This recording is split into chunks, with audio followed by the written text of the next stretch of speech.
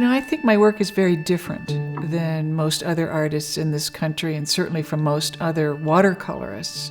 And I think partly that's due to the fact that when I was in art school, no one was teaching watercolor. Watercolor has always been viewed as a lesser, sort of lightweight medium that was never taught in the European academies or ateliers.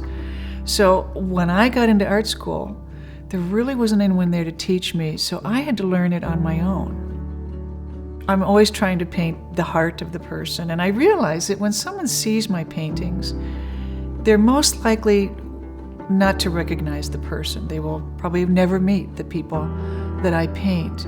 But my hope is that they will recognize the emotion in the painting, that's what's human and real, and that's what they recognize. Not how we are at our best when we're ready to go to the prom, but how we are every day, those in-between moments.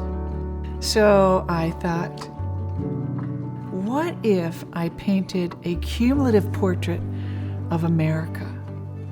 And then I thought, what if I went to all 50 states and painted one person from each of the 50 states and made this diverse selection of people that I could bring these paintings together, and you could look at this and you could say, that's America. And so the question is, what makes a person most American?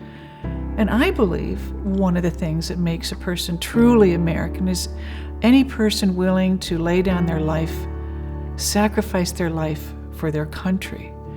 And so I decided, that's my one continuing thread, that everyone that I'm painting in this series called We the People will have served or is still serving in the military.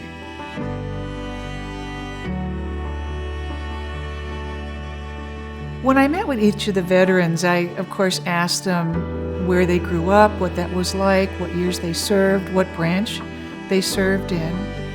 And I asked all of them what was the best part of having served in the military, and what was the worst part of it. For the best part, a lot of them said it taught them responsibility. Many of the men said it taught them to become a man. The worst part, you can imagine, because many of them had seen war, had seen very difficult situations. Some had seen friends die in action. So that was difficult. This series, I wanted to show from the top down. I'm showing everything from an astronaut and a mayor all the way down to a homeless person, because certainly we have a lot of homeless veterans in this country.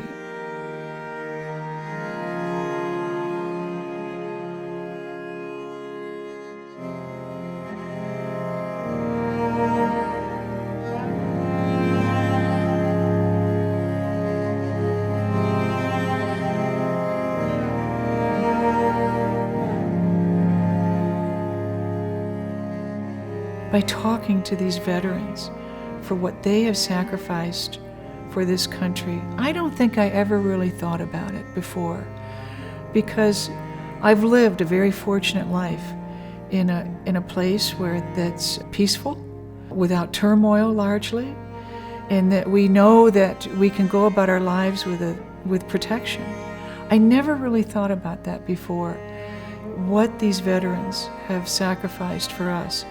And because of them, because of this project, I have such a greater appreciation for our veterans and for the freedoms they've given us as Americans.